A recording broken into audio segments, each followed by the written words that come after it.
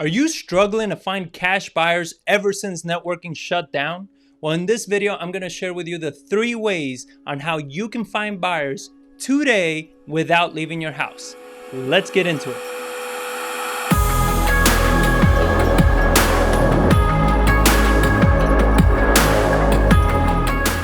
This is John Barbera with an investor's journey, sharing with you the best tips and strategies to help you invest in real estate the right way.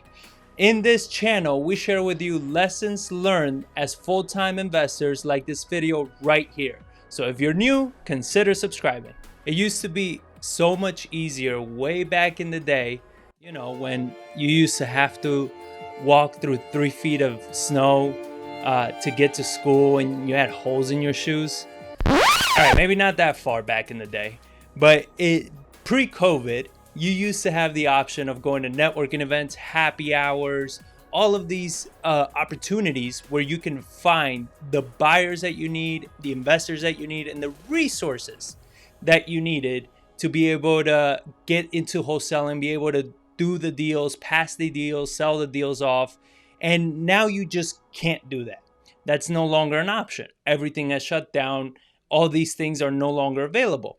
So what is left there for you to do? Well, we found 3 ways, and these are 3 ways that we've actually been using for quite some time, but a lot of people don't know these. So I'm going to share with you these 3 ways on how you can do it from home. And this video right here is actually going to be a part of a series of videos that I'm going to create over the next coming weeks to share with you all the things like questions that need to be asked to create your buyers list, how to sell a contract to your buyers, how to work with the buyers, how to borrow from the buyers, partner with them.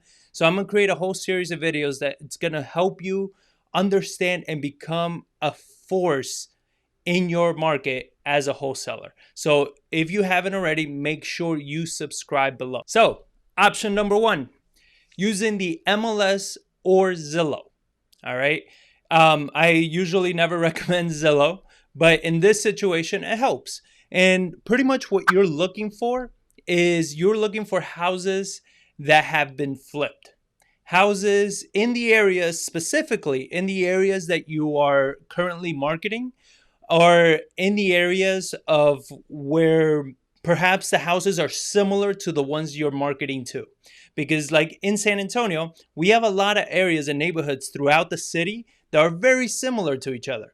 So if a buyer renovated a house on the east side, northeast side, right? And it's a 1980s home, 3.2, and it's the finish out and everything, 200 price point. And there's another one on the west side. Chances are that's going to be the same buyer, right? They're going to have the same expectations. So what you want to do is you want to research what properties actually meet those criteria. What properties have been renovated? And once you find those properties, what you want to look for is, in order to determine that they've been flipped, what you want to look at is when were they recently sold and when was it last sold before that, right? So if it's a short period of time, less than a year, hopefully, you can tell it's an investor. So they bought it, renovated it, and sold it, right? So that's what you kind of want to look for. That's the data you want to find. And then you have 2 options from there. You can either go to your county website, type in that address, and find out who the owner was. And then you can kind of skip trace them or send them a letter, whatever. The same way you do marketing for sellers, you just reverse and do it for buyers, right? So you want to find out who the owner was. Or you can do the next best thing, which is, I don't know if it's really the next best thing. I think this is the first best thing, which is actually going after the agent that represented that house. So there has to be an agent that listed the house, especially if it's on the MLS. If you go after that agent and you say, hey, I saw that you recently listed this house on 123, whatever. If I'm not mistaken, that was an investor, right? That renovated and sold the house. They're going to be like, yes. Well, I have another house that maybe that investor may be interested in. Why is this important? Is because a lot of times that agent may not just know that investor. Maybe they know multiple investors that house may suit for. So just you being friends with that agent gives you access to a lot more buyers. So I hope this is making sense. And now that you have access to them, that agent most likely is going to do all the legwork for you. They're going to go out. They're going to look at the property. They're going to take pictures. They're going to do everything. Then they're going to show it to their buyers and they're going to try to sell them because the agent wants the commission. And a lot of times, if you're an agent that brings the buyer the deal, kind of like how we work with our agents, is if a real estate agent brings us a deal, and maybe it's, on their end, they brought it and we're buying it maybe for 70 grand. It's not a home run commission, right? But if they're bringing us the deal, they found it for us, then what we typically do is after renovations, we give it back to them for them to list. So it's not a home run at 70, but it's a hell of a deal at maybe 190 or 200. Right? So it's a good incentive for the agent, and they will move more and they will do more to try to get you those buyers, line them up and get them sold because they want that commission, right? And they want that sell. So it's not just the solds you want to look at. I mean, also look for sell, right? You look at a property that's for sale listed right now. Let's remove the foreclosures just to clear it up. I mean, you can leave or remove as much as you want. I just want to clear things up. If you're not doing new constructions, don't worry about that, right? You clean it up a little bit. So now you're looking at new home sales. Houses are just listed. So you're looking at the neighborhood. Like, I know this neighborhood pretty well. We've sold 2 properties there recently. So I know these price points are actually pretty high. So they have to be renovated houses, right? So this one's a 4.2, 2,100. This one is 3.2, 1,500. So let's say mine is closer to this one. So this one, you got it for sale for 270. Internet is being a little slow. Yeah, you can definitely tell it's a flip, right? It's even staged. So it's definitely a flip. And you do the same thing. I mean, contact the agent here. Or so this thing, what you want to make sure is that you're not hitting one of these people, because these are kind of like your buyer's agents. You want to make sure you try to contact the agent. So same as the solds, you're going to scroll down and go to, where they has the information and find the actual agent there. So you want to see, who it is here. It's Frere, whatever, Realty Group. So look them up, call them, tell them the property over here, and then you use the whole script and everything like that. You can do one of those 2 things. And it's the same with the MLS. If you find the properties, I think Zillow, it's a little bit easier to do this kind of research because you can find very quickly, like just open up everything. You can find very quickly solds. The MLS has so much more data. So it can be a little bit, too crazy, too much information. But regardless, it's work you got to do, but you're going to do it from home. And you can find these buyers, and they are actual buyers. These are not, you don't have to worry about, like when you're in networking events and you talk to people and everybody's a buyer, but you're probably talking to like 9 out of the 10 people you spoke to are wholesalers. These are buyers because they bought the house, and they flipped the house, and they sold the house. And then you do the same for rentals, right? If you have a buy and hold opportunity, or you have owner finance, is going to be a little bit trickier, even though we are seeing more owner finance properties hit the MLS. But rental properties, if you have a property that it's a great buy and hold, find out what properties are hitting the market for rent, right? Who are the property managers? Reach out to them. Be like, hey, you have this property for rent. I'm wondering if the owner of that property is looking for more properties, right? That's how you find more buyers. And these are actual buyers. So that's step number 1. It's a huge opportunity to do it, and it's so easy to do, and it works. It truly works. So just all you got to do is execute on it and get it done. Again, guys, if you're finding any value, if this is helpful, make sure you smash that subscribe button. That helps. That really does help us a lot. So tip number 2, Facebook. Now, I understand everybody has reservations about social media, whatever your religion is. I don't give a damn. It still works. All right. At, I don't know, 2 billion people that are on Facebook, it's not an opinion. It works. People are on there. People are networking. People are looking for deals, selling stuff, buying stuff. Facebook is putting so much money behind their platform to dominate. You understand? People are there. They do exist. So what do you want to do on Facebook? Once you got beyond this whole, Facebook is evil and they're stealing my data, um, move on from that and now get into it in a business mode. Okay. Get into it and start looking for Facebook groups.